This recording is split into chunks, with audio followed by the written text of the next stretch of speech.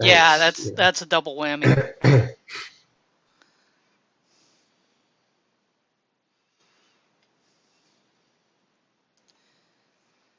Double whammies never help.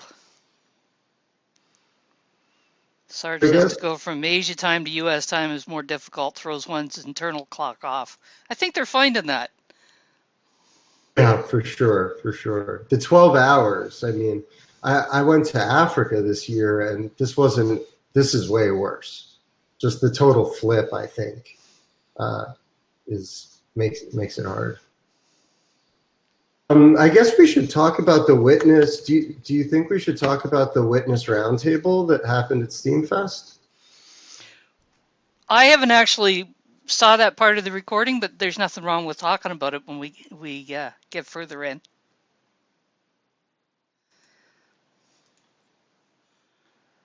Yeah, I'm sure a lot of people didn't see it. Yeah, I found my I've been notes reviewing for it. the live stream as I get time. Something I don't do a lot of Yeah, watching is video, oddly that's enough. tough. Sorry, say that again. I said oddly enough, I don't do a lot of watching video. It's tough. It's time consuming, and it's a real double-edged sword with how good the presentations were this year with Steamfest. Like they were, I was super impressed by them. But then it's like, what do you tell people? Like, watch 8 hours of presentations. So I don't know what to do. I'm like, yeah, they were great, but don't watch them. I mean, you've got better things to do. But they're great. They were great. The posts that are up that have got the timestamps as to who's presenting at what point, those are really helpful. Oh, I haven't seen any of those. Oh, really? Oh, yeah. Could you point me in a direction for those? Yep. Yeah, because that's super helpful. You can just look down to the list and go, okay, I want to review this one today. You can go right to the timestamp. Oh, that's perfect. Yeah. Actually, I think Pensive did some timestamps in one of his Steam News reports, and then Okay. there was also this one.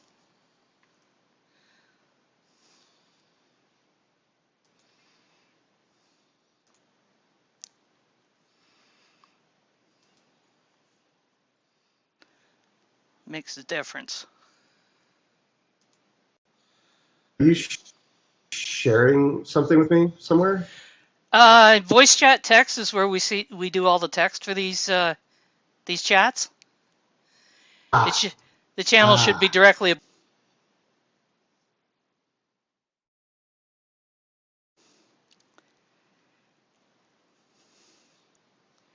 Okay, it's coming back up.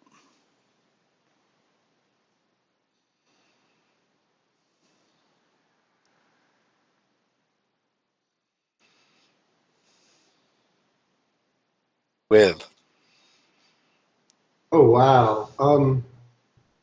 I say the overall energy. Going in, I didn't really know what to expect. I don't think anybody did. I don't think anybody ever does with Steamfest. It's like every year it's totally new. Given the token price and the various challenges that we've all faced over the last year, it was really uncertain how it would go. But and we were. I was mainly focused on our presentations and trying to put our best foot forward and make sure that the community felt like they were getting access to us and getting insights into our operations. And once that stuff got kicked off, I felt like amount of relief followed by excitement for the future of the platform. I think one of the interesting,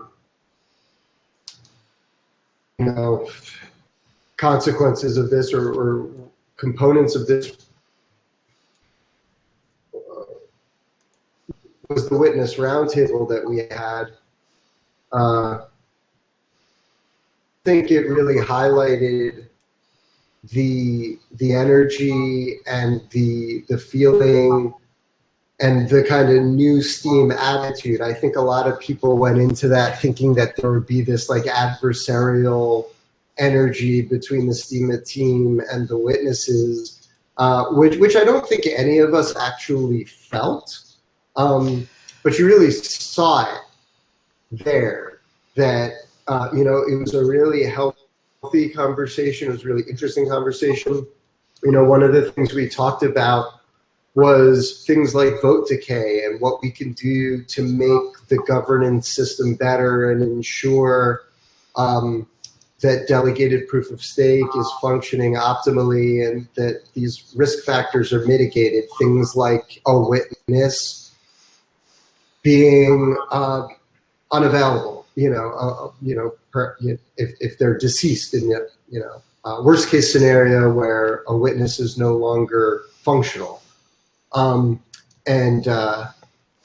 can we make sure that the witness ranks are being refreshed sufficiently and there's not stagnation there? And I think people would have thought that, these are topics that we or the witnesses would be averse to discussing openly and actually, talking about changes. And I think what you saw was that the witnesses were very open to discussing these things. And So there wasn't a lot I'm of gonna defensiveness. slow you down. Gonna slow you down there for a moment.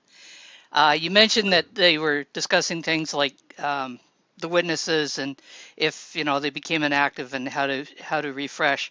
Was there any conclusions came out of any of those items? Ideas put forward? I think progress was made. If you go back and watch, I think that would be the best way of answering that. Well, maybe for the benefit of the people that are here in the channel and listening on the stream, is there, say, 2 or 3 high points that really stand out to you? In that specific discussion? Yeah. Topics I think are basically vote decay and vote number. Okay, so let's go with vote decay. What ideas were kicked around there? Oh, I can't. I was moderating at the time, and so the retention is very low. I think that ultimately the conclusion was that there are potential ways that we could implement vote decay and vote decrease.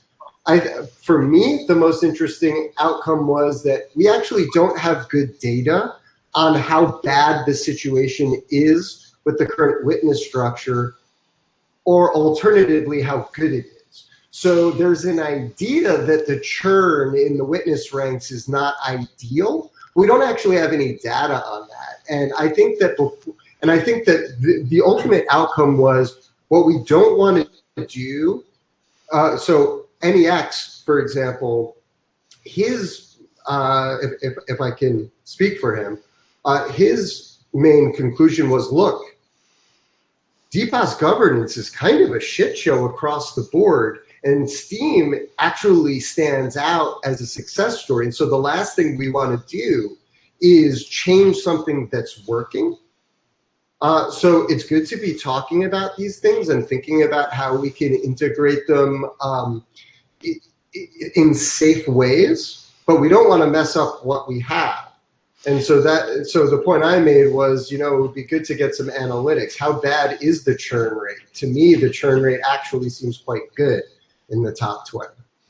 Yeah, because your point about no data is well taken, in that if you don't have reliable data and you're trying to make decisions or changes, it's a shit show.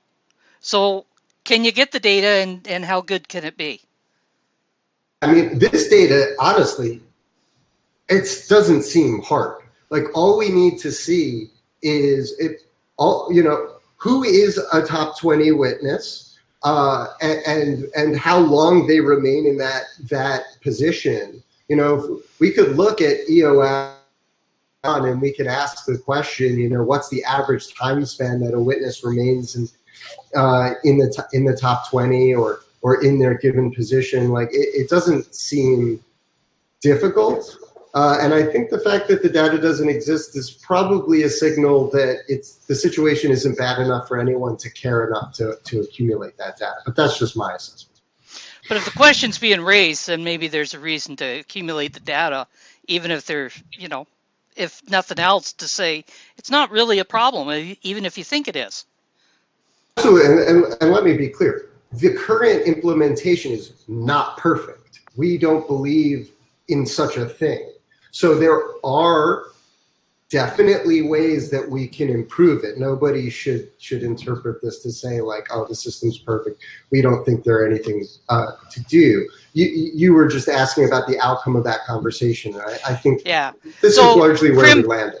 Krim has made the point here that she agrees it should be accumulated, but do you feel it is Steam Inc.'s responsibility? No, I don't. But then it raises the question of who's going to take responsibility for it.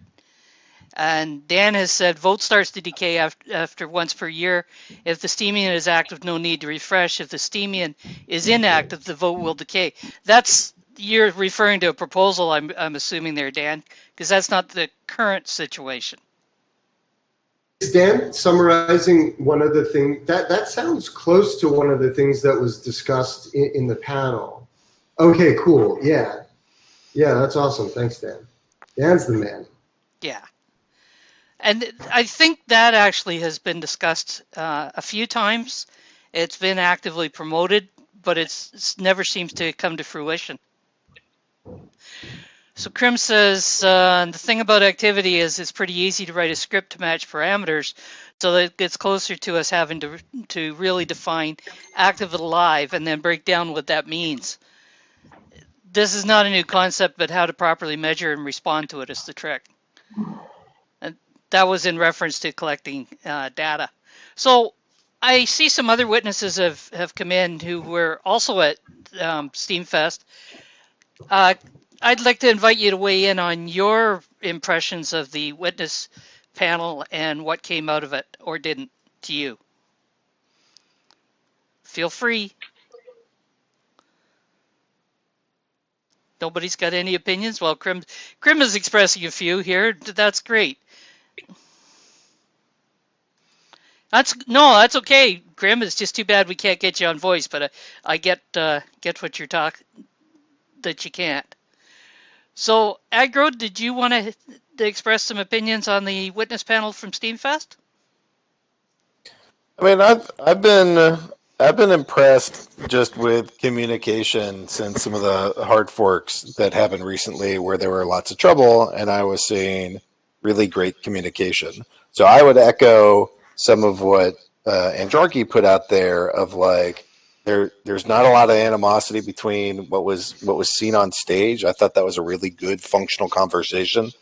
I get worried about some of the witness decay stuff. I actually think the witness process has been pretty effective at removing witnesses that aren't really engaged or active.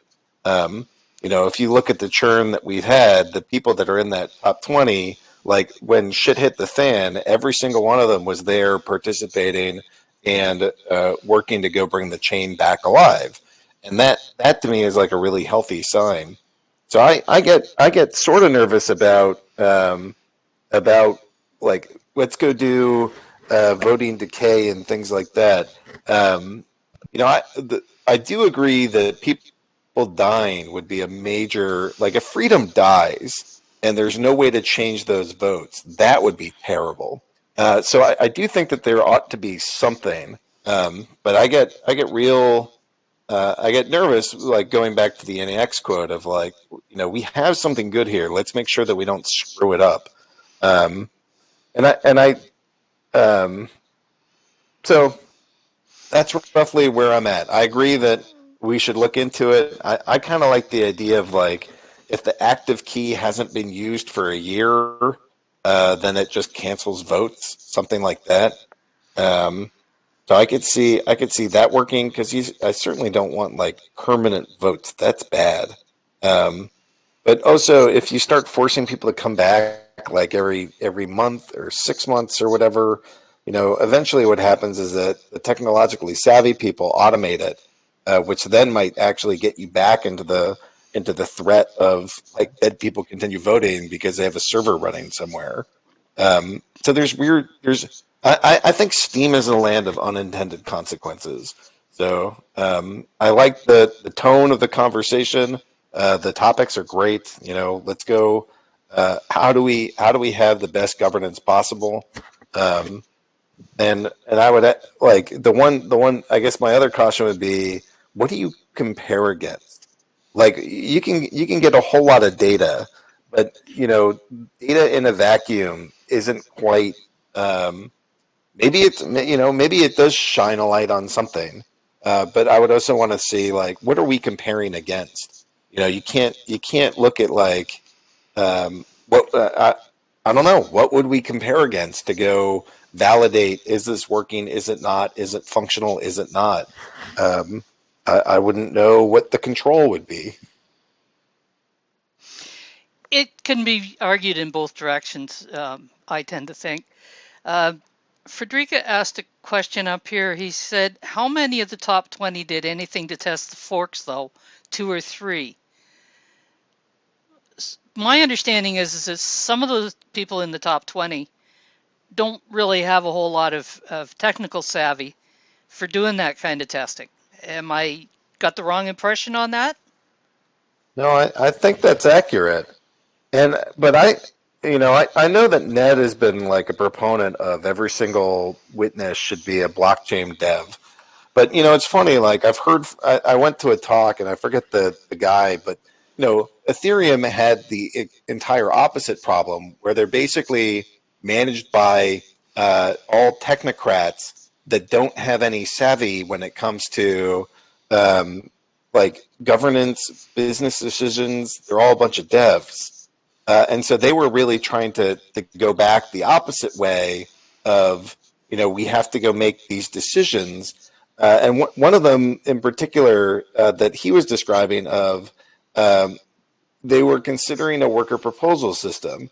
And for them to build it, for whatever reason, he came up with the number in my head was 70 lines of code. So he could put in 70 lines of code and have that thing be functional. But the question wasn't really about, do we need this here as like, how do we code it? Because that to him was pretty simple. It was all of the implications of, do we build this? How do we build it? How would we implement it? Why would we implement it? Do we have the consent of the people that are part of this chain to do that? And those were all the sorts of questions that he didn't necessarily have or good answers to. So I actually, and maybe I'm biased because I'm not one of the technical people there or like the devs there, but I don't think that, like, what organization do you know of functions entirely off of just one group of people? I think it's much better to have like a range of interests, a range of abilities, a range of behaviors that people bring to the governance, which goes beyond just the code review. Yeah, I think diversity tends to be important. Krim has pointed out here, she says, you don't necessarily need to be doing full code review. There's a full testnet available with interfaces that mean you don't have to be working character by character through base code. You can still be part of the testing. And Inertia's pointed out, all it really takes is one witness with credible code review to stop a hard fork. It has happened before on hard fork 17. Can you hear me? Yep. Oh, okay, sorry. Just checking. Mind if I chime in here? Go ahead. Yeah, I just want to make the point that that there are two distinct issues that we're talking about here. Making it harder to be a witness doesn't make the witnesses better. So I think when we're talking about the process for electing the witnesses, it often goes in this direction where it's like, well, the top 20 suck. It doesn't necessarily follow that if different people were in the top 20 that they would be better. That's a separate that's a separate challenge, and I don't. So I just want to make sure that that's clear. Like, if we make the governance system worse, and worse people are in the top 20, that's not an improvement of the situation. I don't believe that there are these great. I don't think that the algorithms are the cause of the current state of the top 20 witnesses, whether good or bad. I think if we want lots of, I agree that we want diversity in the top 20, but I don't think altering the algorithms is the best way to get quote unquote better top 20. I think I missed something, Andrarchy. I didn't hear anybody talking about making it harder for people being in the top 20. I think we already have diversity in the top 20. We have some tech people, we have some business people, and we have some that are more social. Oh, okay, so let me put it this way: what was the point of Frederica's question asking how many of the top 20 did code review? I assumed was that the top 20 suck because the governance is, well, poorly designed. No, I think the intent of the question was more along the line of how many of the top 20 participated. My response to it was to suggest that they weren't all code people. And Krim very rightly pointed out that you don't need to be code people in order to be participating on the testnet. But the topic of the conversation was the governance algorithms. So is the question just entirely off topic? I don't understand. We kind of evolved. We kind of moved along a little bit. I think his implication was that the cause of that I think the obvious implication is that because I don't know, maybe I'm reading too much into it. Sorry. So I guess either it was off topic or I misunderstood, I guess. Frederica, could you come on voice and talk about what your motivation behind the question was? Do you hear me all right now? Yeah, I can hear you.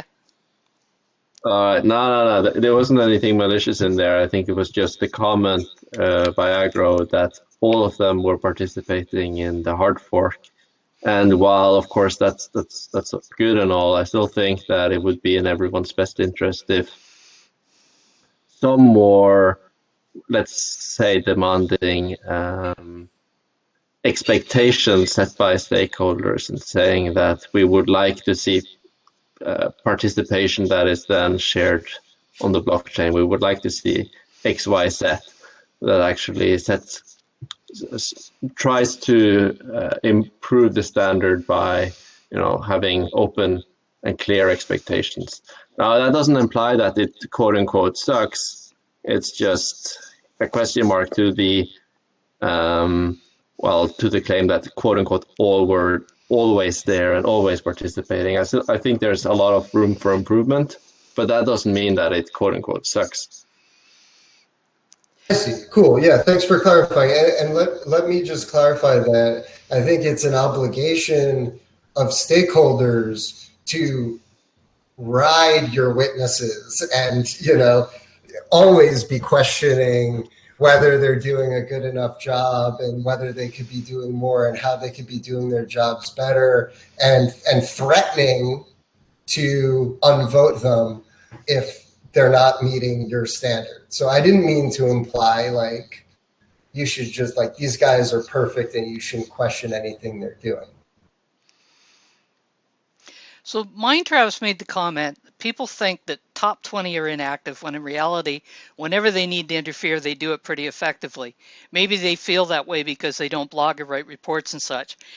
He's got a point there in that a lot of people jump to conclusions because people are not constantly putting stuff into their feed. I've seen that being applied to some of the Steemit team. They don't post, so they're not doing anything. Well, maybe they don't post because they're doing a lot. Yeah, I think there's an element of that. This is also something that I believe got brought up in the witness roundtable, and there was some discussion of a witness community. And I think people are optimistic about the potential to take a lot of things that happen in other channels into a community on steemit.com. And so that would give people more insight to the things that are being discussed. So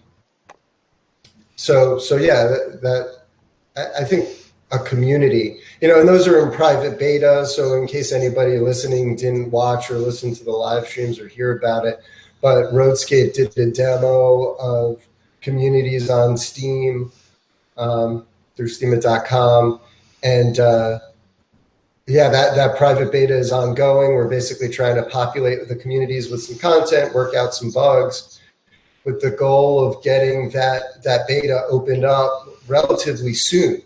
So, unfortunately, it's not open yet, and you never know how people are going to use it and how much they're going to use it. But the hope is that we can better organize information on steemit.com. So period, that might, that in and of itself might help with the situation, because the goal is to help with content discovery at the root level, so that just content discovery as a whole is better. But on top of that, if the witnesses and other important stakeholders kind of work together to bring their communications out to the public. I mean, the reality is, with a lot of this stuff, we just didn't have the tools to do it. It was really hard and hacky. But with communities, it is our hope that it will be much easier, not just to disseminate information, but to receive the information as well. So Crimson Clad did her show last Saturday, talking about the closed beta on the witnesses, and was actually demonstrating some of what is in the communities right now. And she put that posting up, which was great. She covered a lot of material as to what's coming and what the communities can do. I guess one question I'm going to ask you, since you mentioned about the witnesses and communication, are the witnesses going to put I guess I should address this to the witnesses, not to Andvarkey. Are the witnesses going to form a witness community on the communities when they come out? Or have there been any discussion of moving it off of Slack?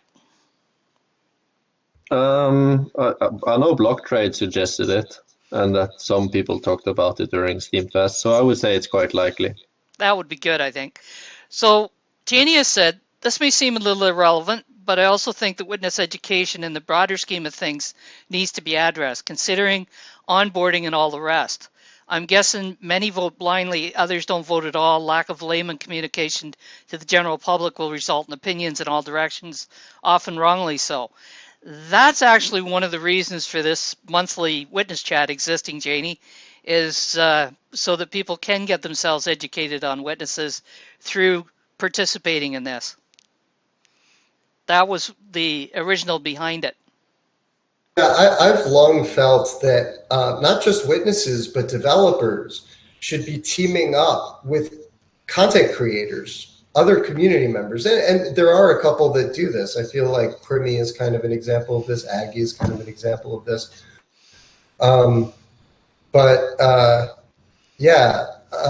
We do need better education and better communication. I think that's something we've all had to struggle with. And again, I do think it comes back to the tools. Do these people have the tools to get this information out there, and communities goes towards that. I mean, I think everybody in here can empathize with the statement that it's very tough when you work really long and hard on a communication that nobody reads, right? If we boil it down to that's almost like the core problem that steemit.com has been facing, and that communities is engineered to try to address. And so the hope is that once the tools are there, the behaviors will follow. And if they don't, then people will rise up and fill the gap. So maybe new witnesses will emerge who can leverage communities better and communicate better. In fact, I expect that to happen, that the ecosystem will shift and adapt based on these new tools in really interesting ways. Really excited to see it. I think we're all super excited about how the platform is going to evolve going forward. I found it interesting when I was listening to the recording, Roadscape's presentation, in which he kind of talked along the lines that we really do need to look at communities almost like a reboot of Steam itself, in the sense that it's going to change pretty well every aspect of how you experience the platform.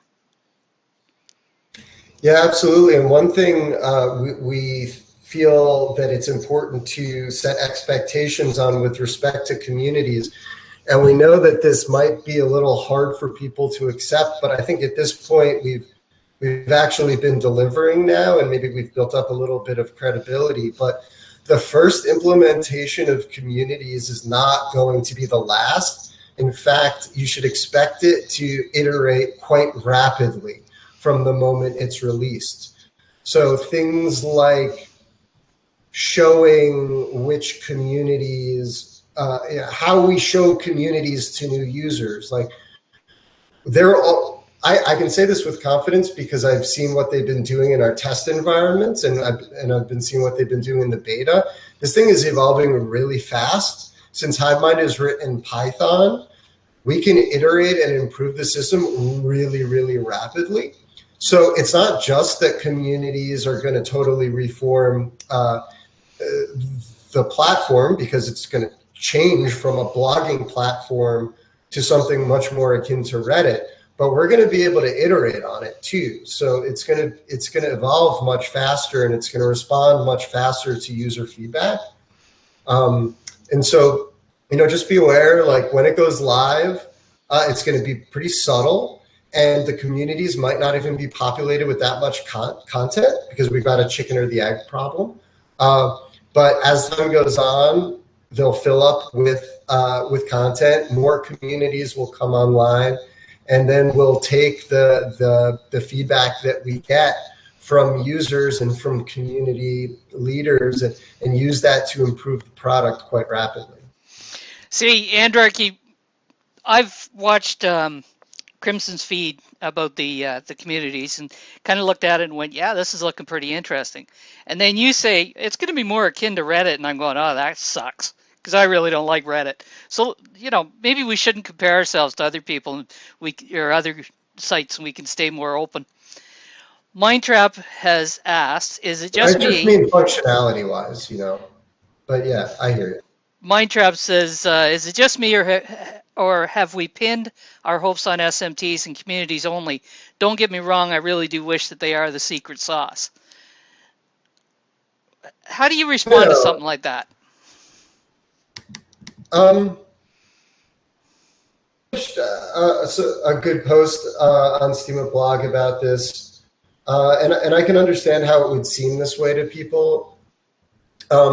Ultimately, we listen to as many users as we can, as many stakeholders as we can, about what their issues are with the platform, and then we ask ourselves, what is the root problem here? Yeah, there are all these issues people are saying they have, all these unpleasant user experiences that they have. Let's aggregate this and let's look for a root cause that may not be obvious to these very people. And then let's develop a solution that attacks that root cause instead of trying to address the individual problems one at a time. And Roadscape actually talks about this a decent amount in his part of our group presentation. Yeah, so we're always looking. Hey, hang on, Andrarchy. Roadscape made the comment, and I made note of it. Problem is not lack of users, marketing, or missing features. The problem is the leaders lack tools to organize, curators lack the ability to discover the content, and the users lack a meaningful engagement. Yeah, 100%. And so, yeah, exactly. And so we then challenge ourselves to develop a solution that attacks those problems, right? And we obviously don't pick a solution that we maybe think is the right way to go, or we think might address the problem 20%, right? We pick the solution that that is the most ambitious, that aims to solve the widest range of problems, and we go for gusto on that. And if it fails, then we'll look for another solution. I think I understand why people go, oh, you're betting everything on that. Well, betting what? I mean, we're not betting money on it. We're betting our reputation, our time. And at the end of the day, many users want these features. So it's not that we're betting everything on these, it's that we think that these are the best way to solve the widest range of problems. And oh, by the way, stakeholders and users, for the most part, agree. And what they disagree on, there's no consensus. So sure, there are plenty of opinions out there, but we can't do much with that. We can just make the best decisions we can, make sure that we're respecting the needs and the desires of our users, and move forward as fast as we can. So I'd like to hear from the other witnesses. Having heard some of the presentations, or even maybe all the presentations as far as communities and SMTs go, what's your feeling about once they come into play, what impact they'll make on the platform? Feel free to jump in. Well, I think with most tools, you kind of have to see them in action and then have a few months of what people are using them for to really get the idea. And it's almost never the case that it ends up being used exactly as you anticipated. But I think the most powerful tool really is communities, for the reasons that Andrew laid out in terms of the ability to iterate. I'll be honest, looking back a year, I was starting to doubt the potential of social media backed on a blockchain, for the sole reason of how costly and slow it would be, or not be, but it was, to make forks and thus updates. And what's key to basically all modern technologies is the ability to adapt fast, to iterate quick, to learn fast from a changing demand from users. And so that for me is the most promising thing, and where I think that we can start to really move fast. And so what I would like to see accompany that are communities that really are built around bottom-up feedback from Steam community of what are the features that you really would like to have, what are the problems in Condenser that you really feel is there, what do you need to grow as a blogger here, as a community here, and get some user consensus on what are the problem most worth solving that can then hopefully translate into SPS proposals or anything like that. So I take it from what I've just heard you say, Frederica, that you're fairly positive, or have a fairly positive outlook on the impact they're going to make on the platform. Yeah, I still have some question marks, of course. There are some things that I'm not so convinced about, but I still think that they are very powerful tools. But you kind of need to get them, see what else might be needed to complement them. I don't think they are the secret sauce that just solves everything. I think they come with some other baggage, but it's at least very useful tools to have in the kit. And I agree with everything that Frederica said, and I just think he made like so many amazing points. And I think it's important to remember that this is an extremely complex system, and we make more complex systems. And so every SMT is going to be itself a complex system inside a larger complex system, which just necessarily means that there's going to be all kinds of question marks. The only additional point I wanted to make is, like, when we're talking about, it might be helpful to think in terms of non-consensus problems and consensus problems. And we often spend most of our time talking about consensus problems. And I think the reality, right, because, and these are the things that Steemit Inc. tends to work on. HiveMind isn't really consensus, it's derived state, or what we've been calling soft consensus. But it's important for me to say that I believe that it's probably the case that the real value is not at the consensus level. It's in how we can use Steam as it is to power amazing applications. And I think people are probably spending too much of their time focusing on, are SMTs the solution to every problem? How can we make Steam better, versus thinking about how can we use Steam as it is, which is incredibly powerful. It has all of these powerful features that are still unused. Things like escrow. There's tons of great features in Steam, but they're not being used. And that's really a different topic. Well, I think part of the problem is, and it's the same thing that we just talked about with witnesses, is getting the information out there as to what is available and how it can be utilized. Some people have that knowledge, but it's not widespread. Yeah, one of the things that that came out of our SteamFest presentation is that, at least speaking for Vandenberg and Roadscape, we really want to shift our attention towards making Steam more developer friendly. Now that, a huge amount of work on SMTs is done, now that a huge amount of work on communities is done, we're asking ourselves, what do we focus our attention on next? And we all agree, look, the tools are there. HiveMind is insane. In my opinion, HiveMind is probably the most undervalued piece of software in blockchain. Steam as it is now, hugely powerful. The fact that it isn't being used in lots of amazing applications really raises some interesting questions about what type of applications we as a community should be delivering, and what kind of information that we should be disseminating and providing. And we definitely want to do more to make it easier for developers to access and integrate these tools, because we agree that it's lacking. So one of the questions that comes up quite often, and I've seen it appear in this chat and other chats, is there going to be a better search feature?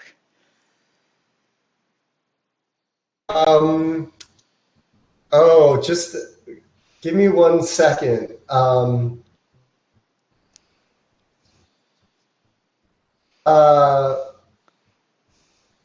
Yes. Marky, can you expand on that? There's I think it's Good Karma has a third-party search, and it's using Elasticsearch, which is a very popular way of searching large amounts of data.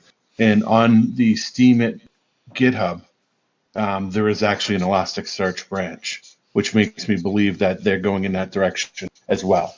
Okay. For the I don't have that in front of me. I could probably dig it up, but I did see something about Elasticsearch on Condenser. For the technically uninformed like myself, would you tell me what Elasticsearch is? Elasticsearch is one of the three components of what's called the ELK stack. It's a very common set of software packages used for searching log files, searching data, and being able to report on it and query it and do that type of stuff. It's a perfect fit for search. The link that Gandalf put is Good Karma's version of it to search the blockchain. And it uses ELK stack, which is Elasticsearch primarily as the front end, and then a log. I forget what they stand for, but the two names for the last two components. One's for the logs and one's for managing it. But it's very commonly used for this type of thing, and it's a lot faster. It's a lot more accurate. If you use search now, it goes to Google, but there are some other searches that were made, and they're very inaccurate. Elasticsearch works really well. It's used by a lot of the enterprise businesses, top 500 and stuff like that. So that'll end up being implemented here on the blockchain, or is it already here? I believe that's going to end up replacing it. I don't know. I just saw a GitHub repository with Elasticsearch, and I just guessed. Yeah, I yeah. don't know anything other than that. It's not a blockchain. Just to clarify, this isn't a blockchain level thing. This is an application level thing. Yeah, it's like HiveMind. It just bolts right on, and it's a separate database that done for. But it will search the blockchain as opposed to Google, which search is out on the web. It doesn't really search a blockchain. What it'll do is it'll create an index and create a database with all that data, and then you'll search it database basically. Yeah, but yeah, and the same result. I think it integrates. It uses HiveMind, right? It basically searches HiveMind. I don't know. I haven't looked at the GitHub. I just saw Elasticsearch, and I assume that they're building something like what GoodComma.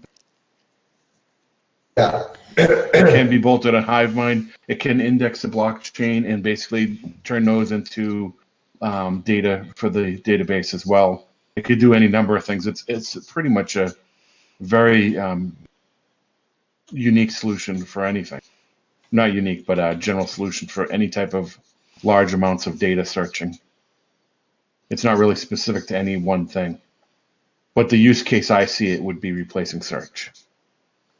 Yeah, I'll confirm that we are using that to improve search, and hopefully you all get to play with that relatively soon. Try the link that Gandalf posted earlier above, because that's pretty much what it would be like. And try the difference in that, and you'll see that it's really good.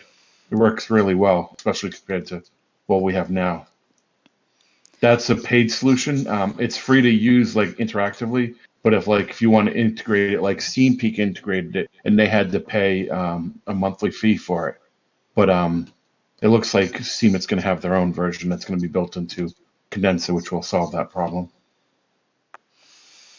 That'll help. So guest logins, so those are going to become something platform-wide, or are they going to be just on certain apps? Are you asking me, or? Yeah, Steemit isn't working on guest logins. No. Every app has to kind of do their own. But I do see Light Wallets being a really nice anchor for guest wallets. So every app that has a guest wallet can link to a particular Light wallet and say, okay, we know we have this data on a user. We don't know who he is, but we know he's that wallet. And then other apps can do the same thing. And then if there's ever any way that they need to say, okay, what's this user on this dApp? What's the same user on the other dApp? They can use that Light wallet as an anchor, but it'd have no functionality other than being something that's shared between them. And that's what I had envisioned. I talked to a few dApps that are doing guest accounts to do something like that. Would be an interesting approach. Because I was looking at the recording of Crimson's show, and as I watched what she was doing with the communities, I thought, those guest account on communities would be a wonderful way to introduce people to Steam and give them an opportunity to kind of play around and interact a bit, and then decide to take a full account. Right, but those guest accounts on communities are real Steam accounts. They're not really truly guest accounts. And I don't think Steam has any plans on making them right now. Andrek, just said that they don't.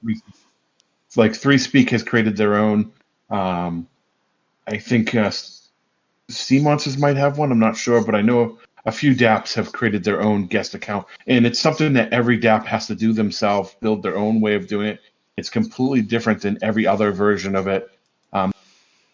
It's being really cool because they can be a centralized anchor for all guest accounts to say, okay, this is a user, we put it in our database, and then if that user becomes a full Steam account, if there's a evolution to a Light wallet to a full wallet, then they can just migrate their data automatically to link to the new user. It would be really awesome.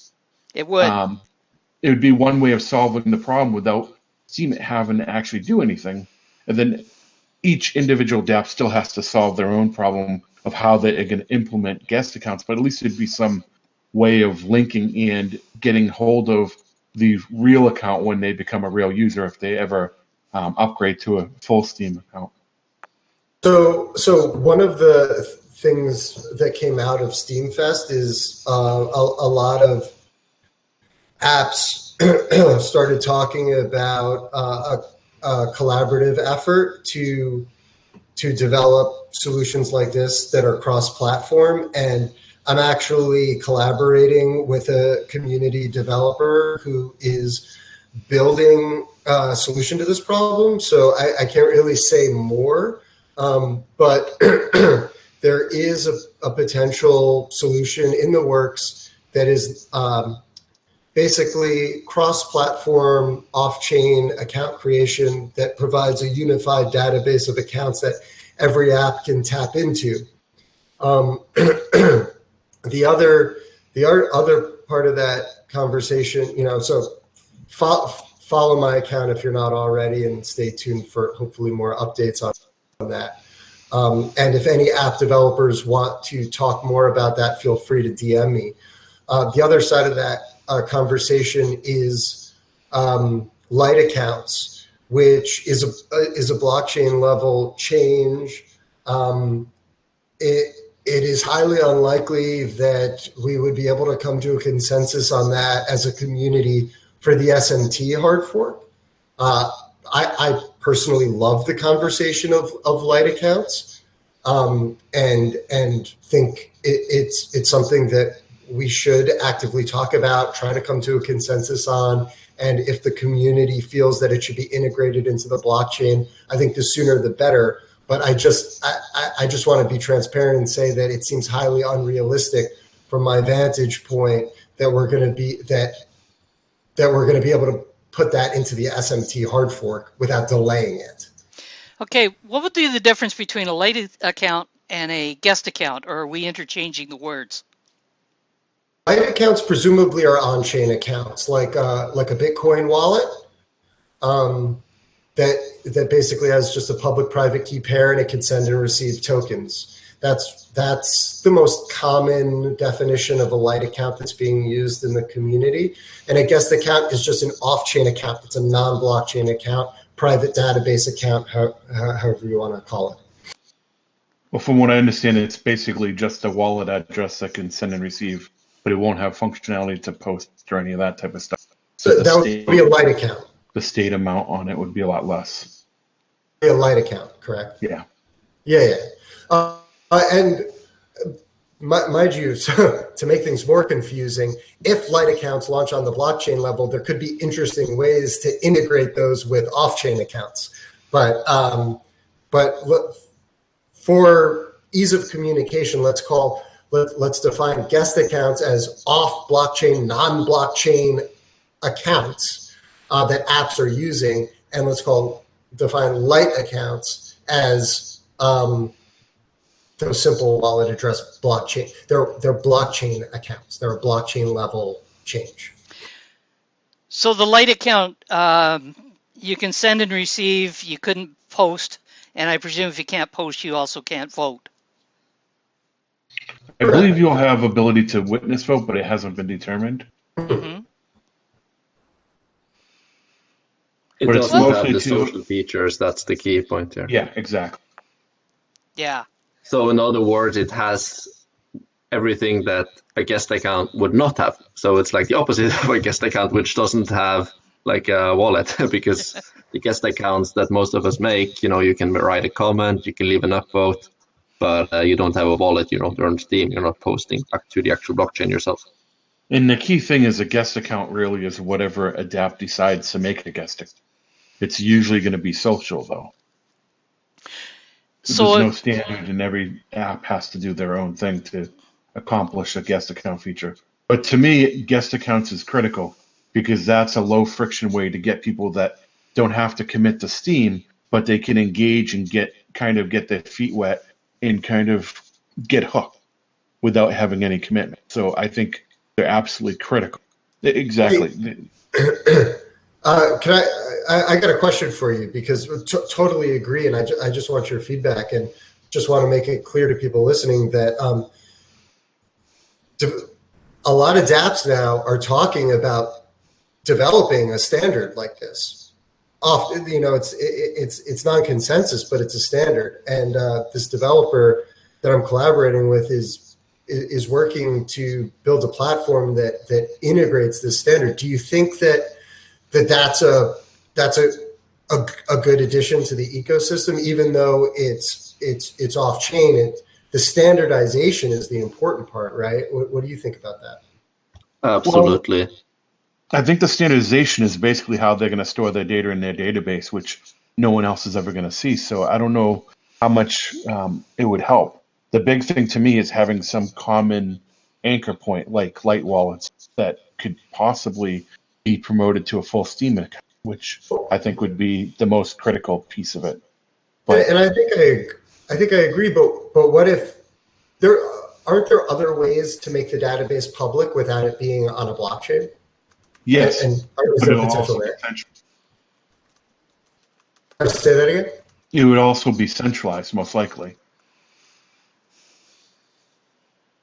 Well, I think it being centralized is perfectly fine. I think one of the reasons to encourage people to buy a few Steam tokens is to get ownership over their own account. So if that then comes as the perk as why you want to get Steam and own Steam, then that's fine. I think that's like the differentiator that I'm trying to push more and more in why we are not just presenting ourselves as a app where people can come to earn, but we're trying to present why it's worth to own Steam and try to flip it around a little bit, not as, come to earn and then you have to sell this token, but come and be a part of this community. I think one of the key selling points is, get this account and you have finally ownership over it. So I think it's perfectly fine if it's only when you make the step from a guest account to a real account that you actually have full ownership yourself and where it is decentralized. I think we're mostly on the same page, and I think we're a bit in the weeds now. But let's keep this conversation going outside of this discussion, because I think the question always comes down to, we want the solution to be as open as possible. We want the solution to be as decentralized as possible, but we also want it to be live as soon as possible. And that's always the tension that we're trying to resolve. And we just have to work together to come up with a solution that everybody is sufficiently happy with. And I'm confident that we can by all of us working together. I look forward to talking to Marky about that more off air. So Zord has made a comment here. He says, I have many friends reading my blog almost daily. A lot of them do not want to or think it's too troublesome to sign up a Steam account. So a guest account's good because some of them just want to leave a comment and support for my blog, and who knows, maybe they will fully join in the near future. So if I understood the discussion, the light account will solve the problem of somebody just wanting to leave a comment, will it not? No, it's the opposite. The light The account opposite. Okay. The light account would be a light wallet, which would be a wallet address, which would just be transfers and maybe witness voting and proxy and possibly proposal, but that would be about it. But it would give an anchor point for apps to know who they're talking about, especially if there's a way for that light wallet to become a full Steam account. That would allow them to migrate their database to the blockchain. For example, Steam Monsters, for example. Let's say we have a light account that participates, plays games, has been earning rewards or whatever, and they're basically custodian in their guest account, and it's pointing to a light wallet. They become a full Steam account. Now they can migrate their assets and transfer it to their account and treat them as a regular Steam user. Now that's actually quite cool. My shoot in here, it's because we've had a solution right now where we post those guest comments with our own account to the blockchain in order to have synchronous chat between the blockchain and the blogs. And then basically what we do is that the guest account, once they've earned 3 Steam on their comments through getting upvotes, they get a Steam account for free. So that it solves a few problems. One, it's not costly for us to give people accounts. And 2, it doesn't get abused because you can only get as many accounts as, stake votes, and we don't vote them ourselves.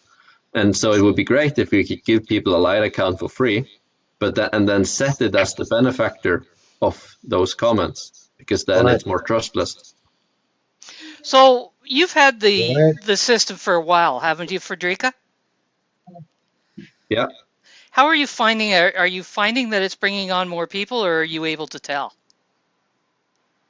Well, it hasn't brought on that many, but that's mostly a matter of some of our bigger users still wanting a few other features before they want to turn that part completely on on their Okay. blogs. But that's coming.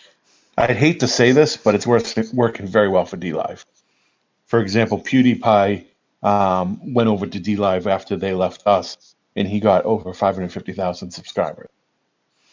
And they use guest accounts and everything like that. So, give you. I mean, you really don't need to do studies to learn that dramatically reducing friction at onboarding will increase signups if the product is compelling. Let me say that the points that Marky and Frederica bring up are great points, and light accounts are super interesting. But look at how this highlights our tendency to focus on consensus level changes that are necessarily going to take a very long time to implement. One point I just want to highlight is that we can solve a lot of these problems in the very near term with an off-chain standard. So we can have guest accounts and we can have guest comments. If we have a database solution for storing this information in a way that everybody agrees upon, and so like Steemit.com can theoretically show comments from any database that it trusts. The thing about a blog is that it's very easy to trust it. But if app developers can we lost you. You're getting a little choppy there, Andrarchy. Can you hear me now? That's better. Hear me now? Can you hear me? Yeah, I can hear you. Yeah, so I was just making the point that we can, if we can have a shared standard for guest accounts and comments that is open and sufficiently decentralized that apps can query the same database for that information, then Steam apps can show off-chain comments alongside on-chain comments, no problem. And these are very easy to implement. And so this is what I'm collaborating with a community developer to build, is a common standard that we can all use to host this data and serve it to applications. And yeah, long-term light accounts are probably an important piece of the puzzle, but we can solve the problems that the users are actually complaining about in very short order. So with that level changes. I'm seeing the comment here. So why has it taken so long? It should have been one of the first things implemented. One of the things that Roadscape talked about during his presentation at Steamfest was the fact that we're first adopters, and part of the problem is they're literally building the platform from the ground up. They're not using stuff that has come from elsewhere and just adapting it. So we've got to be, as new adopters, we've got to have some level of patience with the amount of time that it takes to arrive at what seems obvious. Yeah, and one of the things I put in the chat is that Steemit's focus is consensus level changes. I mean, your point is 100% valid. It's easy to look back at our work and say, why didn't you do everything differently? And I would say, well, look at our competitors and look at how awesome their solutions are. They don't exist. They don't have solutions. And then add to that, our focus is consensus, is blockchain. Everything, a lot of the stuff we've been talking about is, and my point is that a huge amount of potential value is not in consensus. And that has to fall on other parties to exploit, because Steemit's job is consensus, is making Steem the best blockchain in the world. I'm not going to mince words about it. I don't think people want us spending time on stuff that doesn't make the blockchain better. We just need to set people's expectations properly about how difficult and time-consuming blockchain levels challenges are. Yeah, so Crim has added, especially when we don't necessarily have good, here's what is your responsibility, and here's what's mine. It's been slower to be defined in a decentralized way. Because we can't have it both ways. We can't expect Steemit Inc. to do all of this, and at the same time point out the fact that Steemit Inc. doesn't actually own the blockchain. And look, when people say like, "Why haven't you done this?" The past is the past. We can't go back in time and change the past. We did what we did because we felt that they were the best decisions to make given the circumstances. And I'm sorry you feel you could do better, but those are the decisions we made, and we're just trying to move forward on as positive a path as we can to make the Steem ecosystem better, to make Steemit.com an amazing application that people love using. And look, I'm sorry we're not perfect. Well, I think from my own perspective, I think what some of it is that, and I have to keep catching myself on this. I have to keep remembering that we are early adopters of something that is totally brand new, and that where I'm expecting strides forward, it's actually going to happen in steps. So we need to hear from the witnesses in a witness chat, and I think it's probably a good time to segue to that. And I'm just scrolling down through here. I know that Engine has joined us. Engine, what have you been up to, and what do you think about communities coming and SMTs? Have you looked at any of the Steamfest feeds, and what were your thoughts on them? Mic open? Okay. It's open. I'm not gonna say that I wholeheartedly sat down and watched the whole 3 hours straight. I bounced, watched 2 minutes here, 2 minutes there. Hi, I'm Ingenuity. I'm been on Steam for over 2 years now. For those that don't know who I am, I'm pretty familiar with everybody here. Few new names I don't quite recognize. Raleigh 1212. Hi. Don't think I've ever seen you. Everybody else looks pretty familiar. DF Academy, don't know you. Dex9, hi, you're asking good questions. But anywho's, hey Les. No, I didn't wholeheartedly watch them all. I was kind of sad because I didn't get to go myself, so watching it kind of depressed me.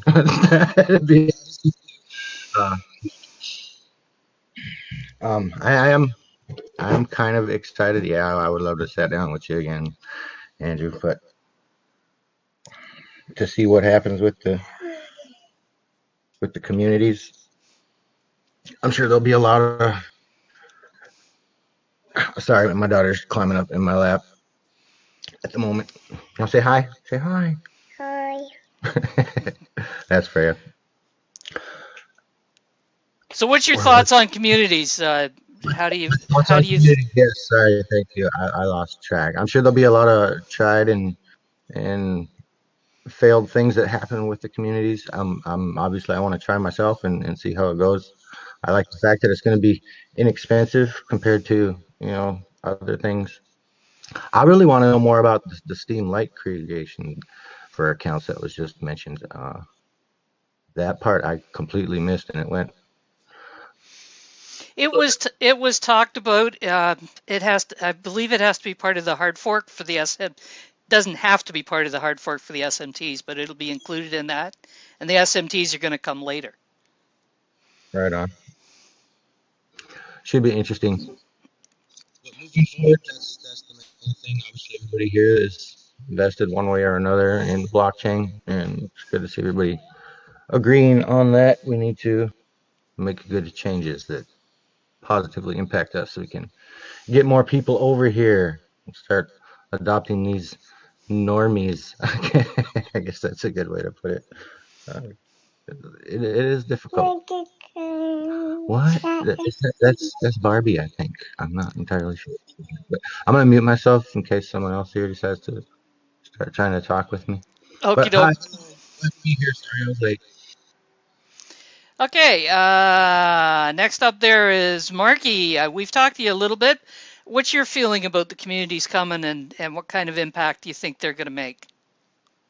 I think the communities is a big aspect. It's something that I've been wishing for a while now. It allows people to follow what they're in with.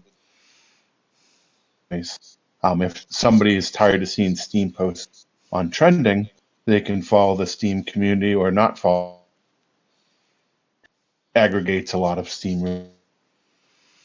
If they're interested in other things, they can go to other as well. My main concern, though, is we don't have a lot of users right now, and that's going to drastically reduce the impact of communities when we don't have a lot of users to have that much segregation. I've learned that with tribes is we have tribes that are focused in. There's not a lot of content is right now. Content because now you're focused on a subset of everything. A big limitation that I see, and that's something that I'm concerned with, is we need a lot more users to really see the impact of community.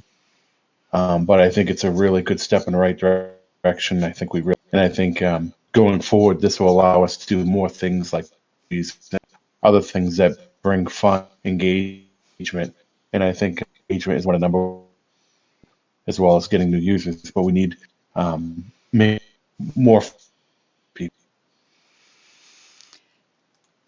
Okay, you were cutting out a little bit there. I think we caught the most of it. Rhonda says our community has been on hold waiting for Steam at communities, and she wonders if there are others that are waiting for Steam communities to come in.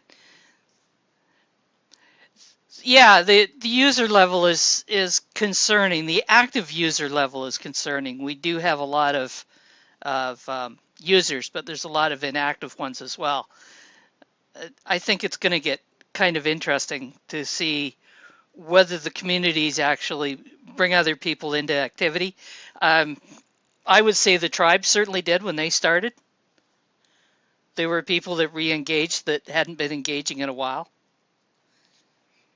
I think a big thing with communities is it's a lot easier to police a separate set of topics and keep it on topic and keep it fun and entertaining and not hostile and toxic than it is to look at everything and kind of engage with everything as possible.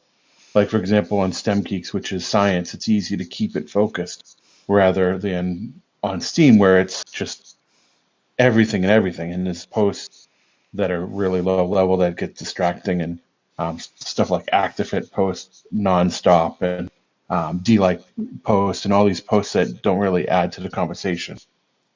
So being have a community where it's focused on what you're interested in, I think is huge. Yeah, I think that it is. Time has come for it. I kind of like the diversity of the posts, but there is a lot of redundant posts out there from my perspective. Somebody else may look at them and think they're absolutely wonderful. So I think that makes a difference in itself. SMTs, you're looking towards them coming. Do you see a use for them for yourself coming up? Or I think SMTs offer a lot of unique options. Like, for example, Drama Token is a fun little novelty bot that creates a lot of engagement, creates people to want to be here. There's a lot of other opportunities, and then using them for rewards for doing certain actions. Like, I've always had the idea of having a Steam Engine token called Good Deed or something like that, and I hand them out to people that do things that is good for the blockchain or just good in general, and hand them out as kind of like incentives, and then things can trigger from those arriving, kind of like the new Steam token that I have. It basically doesn't do anything. It's not meant to be traded, but you can do some clever things with that type of token to do a lot more. And it creates engagement, and engagement creates people that want to be here. It keeps people on the blockchain, keeps people here. It's kind of like Reddit has a lot of their weird intricacies that keep a lot of people on Reddit, and it's what people love about Reddit. So I think tokens can allow you to make new things and reward people differently. I've been getting a bit of a chuckle out of the Cats Make Kittens and the Kittens tokens. Um, you know, the Cats Make Kittens, you hold them and they generate kittens tokens, and then as you accumulate kittens tokens, you can send them in for Cats Make Kittens tokens. And I thought that's an interesting little loop to create. I haven't seen it. I saw a Cats token. I didn't know that's what it is. That is clever. That's and stuff like that makes people interested. It's not always about rewards. Sometimes it's just about doing something fun. Yeah, if you accumulate 20 kitten tokens, you can send that to Cats Make Kittens, and you get another Cats Make Kittens token. Another Cats token. That's probably the easier way to say it. And starts the cycle over again. Yeah. Yeah. It's just a fun thing. It has no particular purpose other than that. And then, of course, I've got to take my opportunity to pip the fact that we've got the Shade token that can be rewarded on comments. Not to mention earned at Pimp Your Post Thursday. Yeah, Crimson hit it on the head. Gamification. That's the key thing. Gamification is a huge mindset that keeps people here and gets people to do things that they normally wouldn't do for money. There was, if you ever read the book by Dan O'Reilly, there's a book called Predictably Irrational. And there's one particular section that I think is really good to emphasize on this, is they had a group of people getting paid to do a mundane job. And then they had another group of people that didn't get paid. And the people that didn't get paid always performed better than the people that got paid. The people that did it because they wanted to do it did a much better job, performed better, got more widgets created in the time frame, and had better morale. But that's the same concept as things like this. You don't have to always get paid for something to enjoy it and to engage. And Steam has that mentality where you make a post and say, okay, let's create some engagement, and then you get a bunch of comments. What's the reward for that? And everyone's focused on they have to get paid to do anything. Yeah, it can get a little bit much. The rewards are nice, but if you are not really enjoying what you're doing, it really goes nowhere. Jack said that he just wrote a hi, or maybe that was just what he wrote, hi. Oh, here it is. So Jack says, because he's not coming on voice, he has to admit, absolute brilliant ideas, making sure that the voting system gets looked at for issues such as dead people voting, search engine that is for Steam and not the internet, the idea of looking into ways to inform users about witnesses and the roles of witnesses as far as blockchain goes, and the overall governance governing all sectors of business such as Steam. Love it. I'm still pinching myself just in case the Twilight Zone experience or something like that. Big thumbs up. And he really has to go. He's supposed to be at a mate's place for a barbecue. At this time. So Krim also says there are a lot of fun little things in communities that really do tie into that in a way that can be fun, but without really creating animosity. It's very well done, and I'm very stoked for it. It's been wonderful to jump in late and be able to help explain and excite around these capabilities. So I really do think that we've got a lot of interesting things coming up. Probably isn't moving fast enough for some people, but it's moving, and I think that's maybe some of the important things. Janie's making the comment here that it should be about the front ends, blogging, gaming, food reviews, all in one space. We keep talking within our own walls. I'm not sure exactly what you mean on that. Janie, do you want to come on voice for a minute? And yeah, go ahead. You can hear me? I can hear you. Okay. I just mean that we're talking about communities and this and that and all the rest of it, but the reality is, and we're talking about onboarding people, and there's so many plans like that are in sort of process, but all I can see is that they're consistently just plans in process, and Everybody's doing their best out there to try and, market Steam, and whether it's on Twitter or wherever else. But nobody's looking at, like, from my opinion, the sort of plain as day things that are sort of jumping over the heads of the average user. I've been typing like a mile a minute for the last 20 minutes. But I don't know. I just feel like everybody's sort of looking inward and not outward. Have Yeah. you listened to the presentations from SteamFest? Yeah, most of them, not all of them, but most of them. And I understand, like, the vision is there and that the action is there. But all I'm saying is that, like, what I said a few minutes ago is, like, just a simple thing, for instance, is that when somebody joins Steam, they generally look to the people that are higher in the food chain for guidance, because it is, as Sergeant Dan and I were chatting in the chat a little while ago, a little bit overwhelming to anybody that joins this platform. And so that's where they go to. So there should be some kind of, like, there's the me's and the you's that are plowing away at, how can I say, guiding the average user into, sort of telling them how it works and how it operates, and also motivating them to stick around, because there's so many people that have left, which is really discouraging.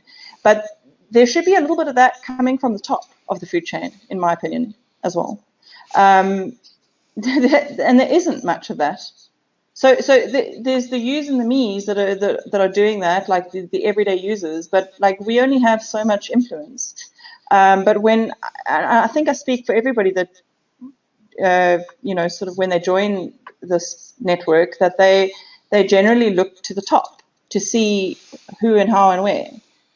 And there's none of that coming from there. So I don't know if what I'm saying is sort of making sense, but I just feel like, referring again to what I said earlier with regards to, like, the witness education, another thing, it's like it's totally, everything is over the heads of the average user. Everything is over the heads of the average user. I think that, And again, we need to find a way back to deal with that. I think we're back to the fact that this is early times, and it means that, we have to kind of go through the rough waters in order to get to the calmer waters, so to speak. I agree with you. Can you release your mic when you're not speaking? Yeah, sure. Yeah. So one of the things that stood out when Roadscape was doing his chat, obviously I've listened to it fairly closely, but I loved his example that he was talking about, and he was talking about how, somewhere, once communities are in, and say there's somebody that you're out with, you've been talking away about Steam, and the person asks, what's going on with that Steam, and you show them that the communities, and the person decides that they're going to sign up because they're seeing people that are like-minded to them, and at the point that they sign up, they're going to automatically follow each other, and they're going to have some of the feed that person that's already on Steam is going to go into that new account, because in all likelihood you've got some commonalities. That doesn't exist at the moment, but it's an interesting goal to go to. So it's to me, it's a demonstration that while we think that nothing's really being done, and we're not really worried too much about what's coming on and the experience they're having, I think there's a lot of thought is being given to it. Am I close there, Andrarchy? Yeah. I think, I think that there's some valid criticisms in the points that are being made. It can be tough to stay in touch with the needs of the average user, but the point you made, I think, was very important. That it's not just that this is very early days and that we're early adopters. It's that what that means is that the technology is very nascent. It's very in development. The tools just are immature. And so these problems are very difficult to solve. And it just takes time. And we understand that users would prefer if all of the problems were solved yesterday. The issue is that resources are limited and we can only solve so many problems at a time. All I can say is that all of the issues that I heard being raised are 100% issues that we do think about and that we don't take lightly and that we're doing everything we can to make progress on. It just takes time. And so, I mean, ultimately, you're just going to have to take my word that we do think about these things. It's just that it takes time. Can I just respond to that? Sure. I think all good things take time. So agreed with you on that. But I just want to say that I think that as a community, if just say, for instance, I understand that possibly the heads in their positions don't have the time or availability to do what I was referring to or proposing. However, I do think that there's enough community spirit that if it was even just put out there, to create a team that was working purely on doing it for the betterment of the platform itself, you'd be surprised at how many people actually came forward. Well, we do have some projects going on by the community. There's Steam onboarding. There's the Steam Savvy. There's the Steam Terminal. They're all working towards making things a whole lot easier for newbies. I hear you, but those don't come from the headspaces. They come from the leaders, if you will. And that's all I'm saying is that when it comes to dealing with I don't know how to put this in a way that's not derogatory. But yeah, what's up's I asking? think you understand what I'm saying. No, actually, and well, what's up? I think. Hold on. What's up just nailed it. She goes, "What is the head?" Yeah. And I'm thinking the same question. So yes, define that. It's what the public perceive as the leaders of the platform. How are the public perceiving what is the leaders of the platform? And who are they perceiving? The posts that come from steamer.com, for instance, would be a good example. So you're kind of putting it all onto steamer.com because they're being perceived as the owners of the platform? No, what I'm saying is that most people who join the platform will look at the trending or whatever the case may be, and those are the posts they'll see. They don't understand anything about the blockchain. They don't understand anything about the platform. Those are the places that they'll go to. So I'm just sort of trying to say that if we could find a way to fine-tune it, I think that would work well. I think we've covered this topic sufficiently. Yeah. I think she's made lots of good points. There's the Steam proposal system. We are always listening to feedback from the community. And look, we've got this social media platform that's going to become enhanced by communities, and people should be constantly sharing feedback like this and ideas like this. And we do integrate this information, and for the good ideas, we do integrate them and then roll with them. And, things like the delegation committee and the delegation application process, these came out of conversations with the community. And so we just have to have the conversations and be reasonable participants in them and collaborate with one another and come to a consensus as a group. I think very often what happens is, look, when people come to me and they tell me, I know everything you're doing wrong, and if all you do is listen to me, all of our problems will be solved, I immediately stop listening. But when people come to me and they say, look, I'm working with this group of people, and look, we're here to collaborate, and we've got solutions. And let's work together to make these solutions a reality and build consensus within the community, then we're all ears. We're all in. Let's do it. So Mindtrap made the comment, the public need to understand that they're about to be part of a decentralized environment, no bosses here. That's very true, but how do we get that message to them? And that's going to be the biggest challenge, and it's going to be an ongoing challenge, is to how to get the message to the new people.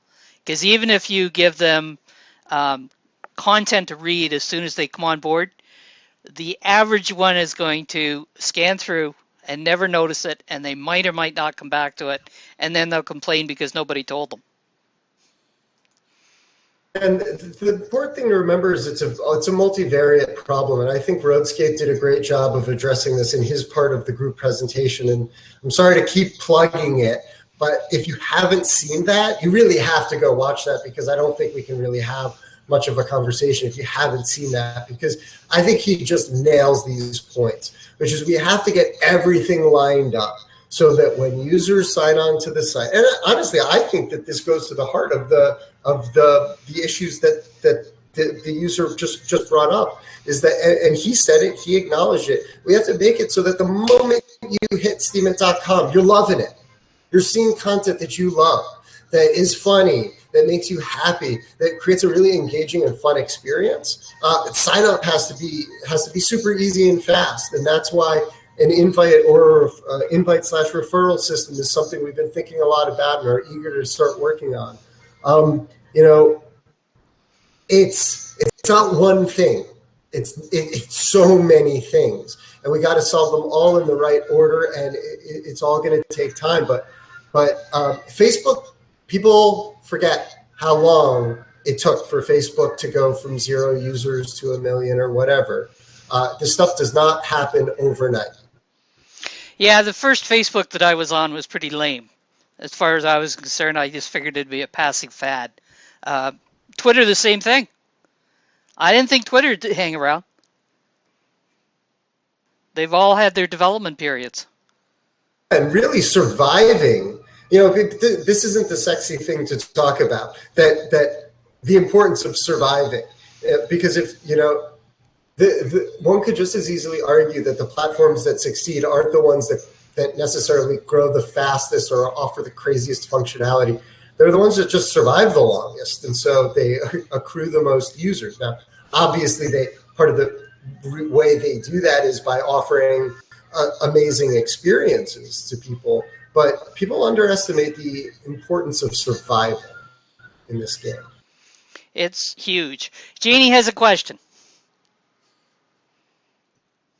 I don't know who is behind the Steam.com site, but I caught wind of something on, I think it was on Twitter the other day, that none of the accounts that are reflected on there are real. Does anybody know if that's fact or not fact? Yeah, I think that's like a massive problem, because people perceive that as like, So is that's why Steemit.com, that's why the Steam user base isn't growing fast, is because we're all over the place on this conversation. It's just not true. Hold on. Yeah, we can replace those with real accounts if people want, but come on. That has nothing to do with Steam's growth. And that's not inhibiting growth in any way. That's just way off topic. So is that true that those accounts there are just made up? I believe that's true. It was probably done just so that we weren't using anybody's information and so that nobody could feel like their stuff was being used. If anybody thinks that anybody in the world cares about who's on those accounts, come on. My thing is that it was treated as a live feed. The way it's designed, it's treated as a live feed, which gives you the perception that's happening at that point in time. We've had this discussion before, and the main reason I've heard was they didn't want to have weird things show up. Like, Steam is very uncensored and very toxic at times, so they didn't want any of that to show up by accident. So they just put some things. But the other approach could be that they could filter it and approve things that would show up, and then that would keep it changing, but also realistic too. But I think it's just not really a big pain point. So I think you could, if it's important, you could make it just a feed of curated people, so that if there's like a trusted curator, then if a post has been curated or a user been curated by some oracles that are trusted, then they are sort of whitelisted to appear on it. But I mean, I think this is a very, very minor thing. Yeah, it's not really. It's just a GIF, really. In the end. So a little note underneath that example feed not live would do the trick. Let's get bigger fish to fry. I don't think Spend our anyone time cares on except for a few more people. I problems. mean, it is a concern, but Resources, and we're like 100% focused on improving HiveMind, communities, SMTs, and that's small. If people really care, I can try to push it, but always know that anytime we spend working on that, it's time we're spent not working on something else. So some see that as deceptive advertising. The other comment was, come on, do you yell at your TV and say that's false? Probably. I promise you, as a human on Earth, no one gives a crap about what those accounts are. You can disagree with me, but I have a feeling that the squeaky wheels are dominating this conversation. Nobody gives a shit, guys. Move on. I'm out, by the way. I got to run. Got to get back to work. Thanks for being here, Andrarchy. And is there any other witnesses I've missed? We've heard from Krim and Frederica. Is there anything else you wanted to add?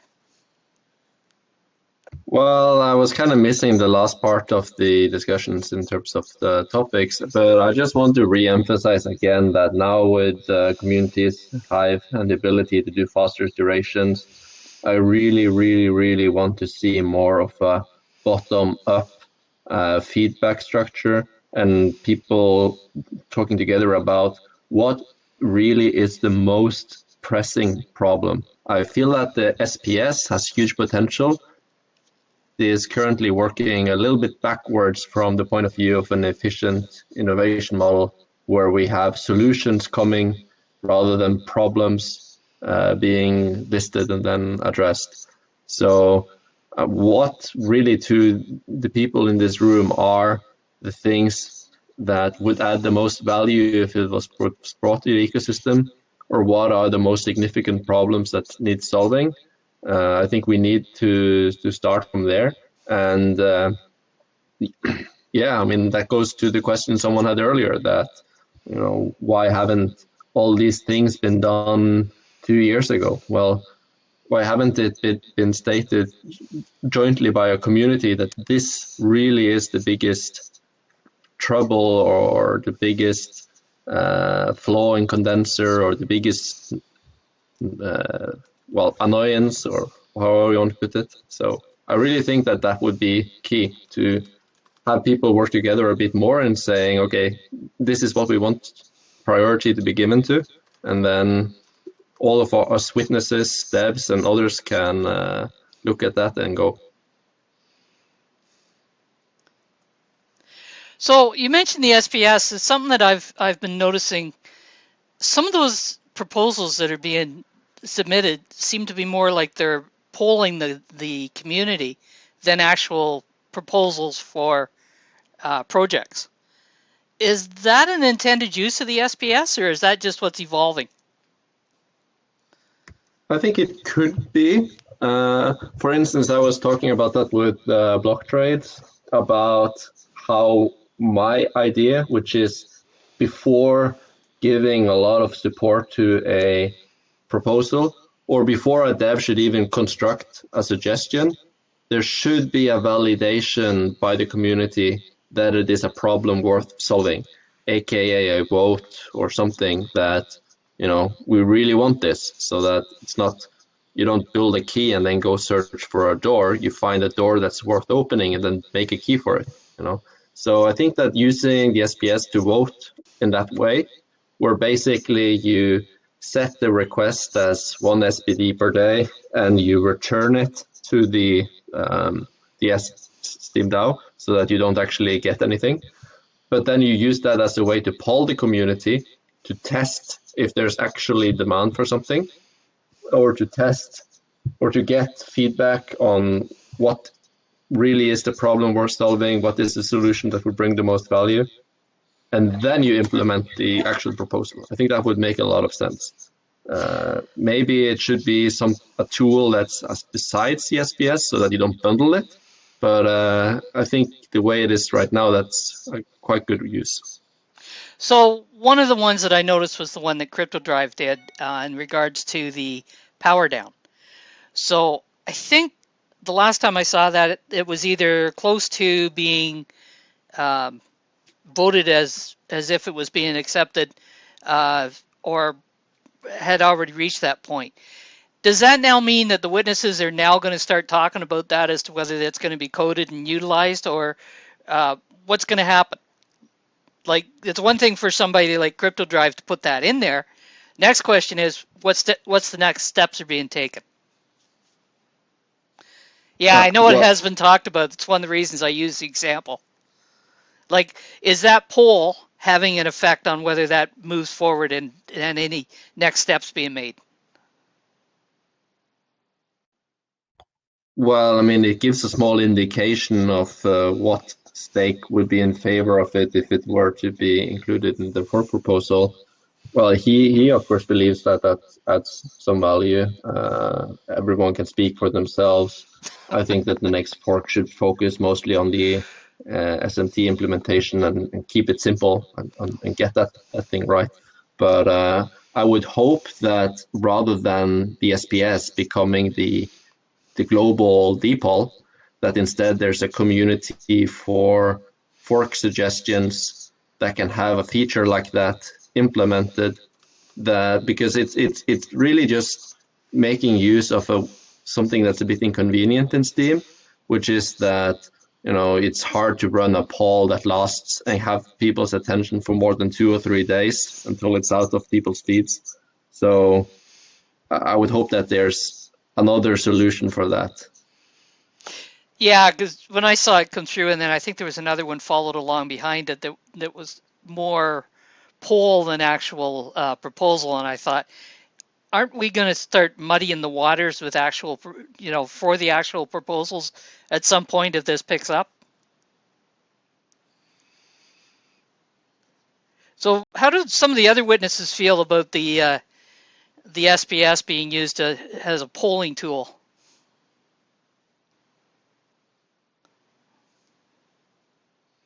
Maybe they don't really care. I'm not a big fan of it, but I really don't care. If that's what people want to do, they do that. I mean, to me, it's not a big deal. So I guess, and I believe you're one of the ones in the top 20, Mark.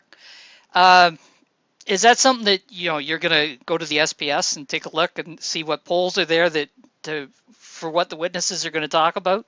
Does it really make that much effect? No, not to me. I think there's other solutions like DPoll, but the biggest problem is a lot of people don't want to use their act. I know that's a concern that I believe Gandalf brought up, which is a valid concern. But I don't know. I don't really care too much either way. But I'm not a fan of using SPS for a poll, but it's not really a big deal to me either. I'm not going to die on that hill. Inertia says communities will fix it. So I see one of the conversations that's going on in the chat here while we're talking is some people seem to feel that the 7-day window on the voting should be changed to longer. Is that even a possibility? There's actually been talk about making it shorter because after 3 days, really, all the votes after that are usually just milking and stuff like that. Very rarely are there any key votes after the first 3 days. But there is a big problem of Evergreen, like especially video content, that if somebody you can't expect somebody from YouTube to come over to Steam. We do that all the time. We say, we want to get PewDiePie, we want to get all these people that are earning $2 million a year or $200 million a year, whatever they're earning, and come here and make $20 a post 7 times a week. I mean, it's not the same thing, and that post never can earn after that 7 days. So Evergreen is a valid concern. It is, and I can't say that I disagree. Of having a way of doing Evergreen, and the way I see it is SMTs may be able to solve that, possibly, but content discovery is a huge issue, and it's something I want to talk about on my show today. But there was a guy I found today. yesterday called Mr. Pumpkin, and he creates comics, and he's amazing. He has really good artwork. The comics are very taboo kind of thing, but his artwork is phenomenal. He's been here for 4 months. He's made less than one Steam, and he's not got any vote. He's done an introduction post. He's done some engagement, not much, but content discovery is really a big problem here. It is, and that's kind of one of the arguments as to why the payout period needs to be longer than 7 days. I know on another platform I'm on, the content can pay out forever. Realistically, your content only actually draws income for about the first week. And then after that, it doesn't come very often. But the point is, it's there. And if you've done evergreen material, you can actually continue to promote it and work on it. And that in itself is a bit of an incentive. I would hope that neither the rewards pool nor SMTs are the answer, but rather alternative business models enabled by Steam-backed dollars, where communities can have an income through at least 20 to 30 different other ways that I can think of on the top of my head, like premium accounts, paid promotion, access to advertisement space, you name it, all the kinds of things that Agro thinks we should burn Steam for in tribes. You list it all. And then that can add to a pool that then distributes rewards to evergreen content in the community that the community owner sees brings engagement to the community. And so I would rather add extra dimensions to how we have a platform economy that use the liquid tokens that we have and the currency that we have. And I hope many people had the vision 3 years ago would be like the main thing of Steam in the future, that actually make use of the fact that it's fast, frictionless, programmable, and integrates well with the social platform. So for me, that's the best solution. But it seems like Steam has a bit of an identity crisis here for me, because on one side, you have the fact that it stores content forever. There's an open ledger. There's a history of who made what contributions. And so you would think that it's perfect for content of everlasting value. But at the same time, you have a content discovery mechanism and reward structure that tilts it in favor of what's the latest news, what's the most short-form content, because people need to vote 10 different things per day, so they don't have time for long posts. And so you get this thing that's a little bit this, a little bit that. But I just think that you need other tools for communities to monetize that are not dependent on the rewards pool, rather than insisting that everything needs to be innovated on through changing the rewards pool. So the SMTs and the Steam tokens, or the Steam Engine tokens, those actually could be set for longer periods that, if people wanted to try it out to see, say there is actually that much abuse. Is that a possibility? It's possible. I just think it's a suboptimal solution. I think it's better to use liquid tokens if you. Okay. People that send liquid tokens, they feel it's their money and they're not going to send as much. You could do that now and no one does it. Very rarely has anyone sent liquid tokens other than a reward for a contest or something like that. So that's a tipping system that you're talking about. Yeah, that's working real well for whale shares, isn't it? Sorry. Are they still around? I couldn't resist that one. No, I'm not talking about the tipping system at all. I'm not. I didn't even have. I mean, sure, it can be there, but I would much rather have a Steam equivalent of Patreon, where content creators who rely on that type of system everywhere else on the web. It's one of the most used things on YouTube for people that don't get monetized the way they want to. Can look and see, hey, there's this alternative that's Steam-based that doesn't take 25 to 30% of everything as a cut, and that instead gives it to me. And the cut that Patreon takes, it's nothing compared to even the fees you pay to have people buy Steam, participate in it, and for that person then sell it out again to add liquidity. So you could have something like that. That's not a tipping system. It's what already are used all the time. So no, I'm not talking about tips. I'm talking about the type of platform economy that works everywhere else. Yeah, see, I'm not a big, I wasn't sure what you meant when you were talking about liquid tokens, so I'm glad you clarified it. Go I'm a ahead, big Mark. fan of the Patreon system. I think that would be awesome. One of the problems that we can't do it here is because it would require a active key subscription.